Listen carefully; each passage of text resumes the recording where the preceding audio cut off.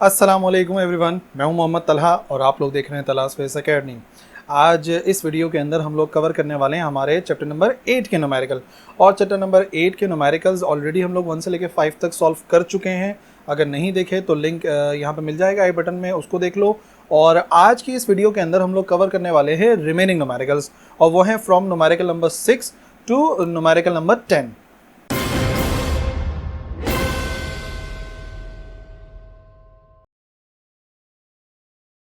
Question number 6 एक sound wave है जो कि प्रोपोगेट कर रही है एयर में and has a frequency of 4000 hertz, और उसकी फ्रीक्वेंसी है 4000।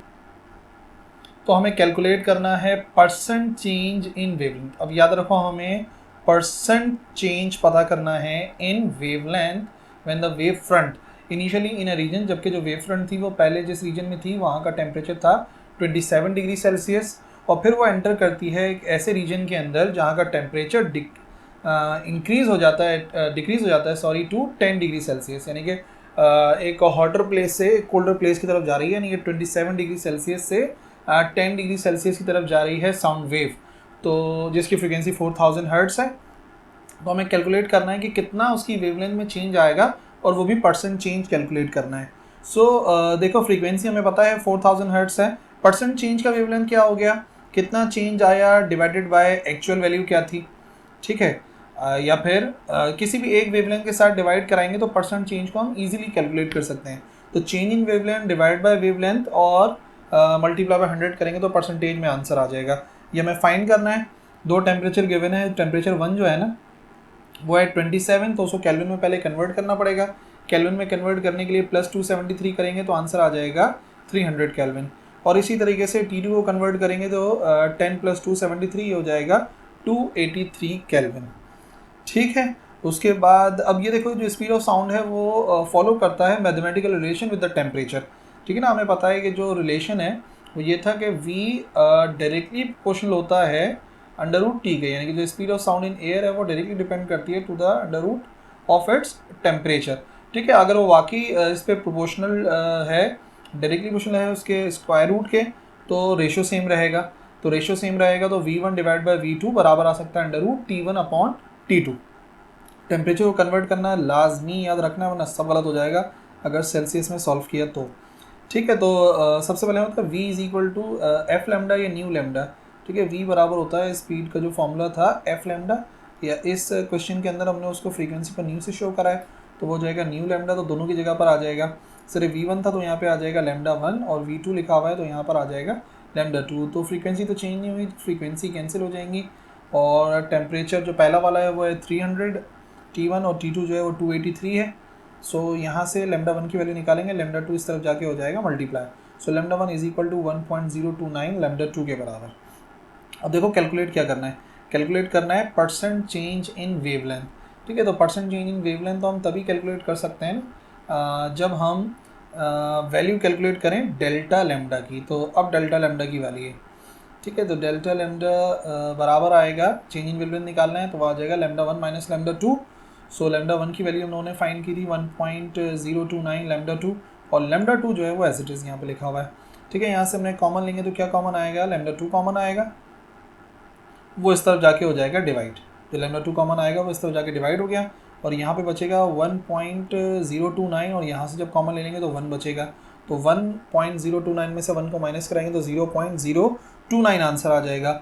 और फिर क्योंकि परसेंट में करना था तो इसको मल्टीप्लाई बाय 100 करना पड़ेगा, और ये हो जाएगा परसेंट के अंदर, तो परसेंट चेंज वेवलेंथ हो जाएगा 2.9%, ठीक है। और इसी परसेंट चेंज को हम कैलकुलेट कर सकते हैं with the help of lambda 1, ठीक है। तो जिस तरीके से हमने इसको सॉल्व किया है फॉर डेल्टा लेमडा, हम इसको लेमडा 1 से भी डिवाइड करा के सॉल्व कर सकते हैं, क्योंकि यहाँ पर क्वेश्चन में मेंशन नहीं है कि लेमडा 1 से करना है लेमडा 2 से।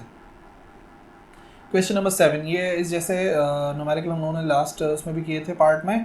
Frequency of the second harmonic of an open pipe, एक ओपन पाइप है और जो उसकी सेकेंड हार्मोनिक है दूसरी वाली, ठीक है ना, ओपन पाइप है तो दोनों तरफ से ओपन होगा, is equal to the frequency of the second harmonic, और सेकेंड हार्मोनिक के बराबर है क्लोज पाइप के। क्लोज पाइप का मतलब जो कि एक एंड पर क्लोज होगा, यानी कि दोनों की जो सेकेंड हार्मोनिक है वो बराबर है। तो सबसे पहले पता करना है the ratio of the length of the close pipe to the length of open pipe. Close pipe की लेंथ को डिवाइड कराना है ओपन पाइप की लेंथ से, जिसे हम कहते हैं रेशो, वो फाइंड करना है। और सेकंड पार्ट में if the fundamental frequency of the open pipe की फंडामेंटल फ्रीक्वेंसी है 256 hertz, so what is the length of pipe, तो उस पाइप की लेंथ कितनी होगी, और स्पीड ऑफ साउंड हमें इस्तेमाल करनी है 340 मीटर पर सेकेंड। तो कंडीशन क्या गिवन है कि दोनों की जो सेकेंड हार्मोनिक है ओपन पाइप की और क्लोज पाइप की जो सेकेंड हार्मोनिक है वो इक्वल है, ठीक है, उसको हमने लिख लिया। फाइंड करना था ratio close to the open, तो length of close pipe divide by length of open pipe, ये हमें फाइंड करना है। और ओपन पाइप की फर्स्ट फ्रीक्वेंसी गिवन है 256 हर्ट्ज के बराबर है, और फिर लेंथ ऑफ ओपन पाइप पता करनी है, लेंथ ऑफ क्लोज पाइप पता करनी है, क्योंकि यहाँ मेंशन नहीं है ना, लेंथ ऑफ द पाइप लिखा हुआ है तो वो क्लोज भी हो सकता है ओपन भी हो सकता है, तो दोनों ही हम फाइंड करेंगे। और स्पीड जो गिवन है वो है 340 मीटर पर second. So in an open organ pipe, ये हम ऑलरेडी कवर कर चुके हैं, न्यू टू बराबर होता है ट्वाइस ऑफ न्यू वन के, ठीक ना। अगर यहाँ पर एन 2 के बराबर है तो यहाँ पे भी फॉर्मूले में एन लिखा होता है तो वो 2 आ जाएगा। सो न्यू वन का फॉर्मूला होता है V/2L, तो 2 से 2 हुआ कैंसिल, तो हमारे पास क्या आंसर आ गया V/L। ये आई है हमारे पास second harmonic of the open pipe. तो क्लोज पाइप के लिए क्या होता है, क्लोज पाइप के लिए सिर्फ ऑड नंबर इस्तेमाल होते हैं, तो न्यू टू बराबर होगा second odd number multiply by fundamental frequency, और सेकेंड ऑड नंबर हो गया 3, सो यहाँ पर आ जाएगा न्यू वन। अच्छा, फिर क्लोज पाइप के अंदर जो फंडामेंटल फ्रीक्वेंसी उसका फॉर्मूला होता है V/4L, सो ये आ जाएगा 3V/4L, ये न्यू टू क्लोज्ड वाले का फॉर्मूला है क्लोज पाइप का।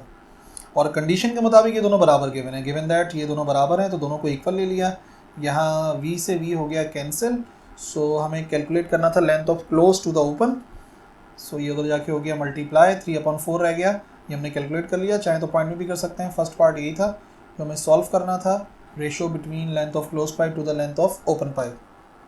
अच्छा जी, अब हमें गिवन था fundamental frequency of the open pipe कितनी है 256 हर्ट्स, तो फॉर्मूला में पता है क्या था V/2L open is equal to 256 hertz, nu one का फॉर्मूला यही होता है ना, ओपन पाइप के लिए ओपन लिखना पड़ेगा। तो अब हम क्या करेंगे, एल ओपन को अलग करेंगे, 256 इधर आके हो जाएगा डिवाइड, और एल ओपन इधर जाके अलग हो जाएगा, सो हो जाएगा 340 डिवाइड बाय, अच्छा ब्रैकेट लगा के सॉल्व करना कैलकुलेटर में ताकि गलती ना हो, 2 मल्टीप्लाई बाय 256 512, और 340 को डिवाइड कराएंगे 512 से, तो आ जाएगा 0.644 metre. This is the length of open pipe. ना इक्वेशन नंबर 1 जो हम लोगों ने कैलकुलेट करी है तो उसमें पता है ओपन पाइप की लेंथ ऑलरेडी हम कैलकुलेट कर चुके हैं, तो वो इधर जाके हो जाएगी मल्टीप्लाई 3/4 के साथ, सो वो थी 0.664 इंटू 3 डिवाइड बाई 4 होता है 0.75, मल्टीप्लाई कराएंगे तो 0.498 मीटर्स आ जाएगा। यह है length of closed pipe. Question number 8, एक 256 हर्ट्ज की ट्यूनिंग फॉर्क है और वो प्रोड्यूस कर रही है 4 बीट्स पर सेकेंड। जब उसको हम वाइब्रेट करा रहे हैं एक दूसरे ट्यूनिंग फॉर्क के साथ जिसकी फ्रीक्वेंसी है अननोन, नहीं मालूम है हमें, what are the 2 possible values for the unknown frequency, तो वही अननोन फ्रीक्वेंसी की 2 पॉसिबल वैल्यूज़ पता करनी है। जब दोनों को एक साथ वाइब्रेट करा रहे हैं तो 4 बीट्स मिल रहे हैं हमें पर सेकेंड। सो F1 तो कंफर्म है 256 है, F2 पता करना है 2 के कंडीशंस के अंदर, और बीट फ्रीक्वेंसी हमें गिवन है, बीट फ्रीक्वेंसी मुराद कितनी बीट्स हैं पर सेकंड, तो याद रखो 4 बीट्स पर सेकंड है। तो बीट फॉर्मेशन के लिए देखो प्लस माइनस दोनों यूज़ करते हैं हम लोग, तो F1 minus F2 is equal two plus minus FB के बराबर आएगा। तो सबसे पहले इधर माइनस के लिए सॉल्व कर रहे हैं, तो F1 की जगह पर आया 256, F2 as it is, FB भी वैल्यू मैंने पुट कर दी। अब क्या करेंगे, ये इसी वैल्यू को दोबारा से इस्तेमाल करते हैं ताकि जो प्लस का 4 है ये इधर आके हो जाए माइनस का 4, और प्लस माइनस का F2 इधर आके हो जाएगा प्लस का F2, तो ये हो जाएगा 256 माइनस 4 यानी कि 252 हर्ट्स सेकेंड फ्रीक्वेंसी इतनी हो सकती है।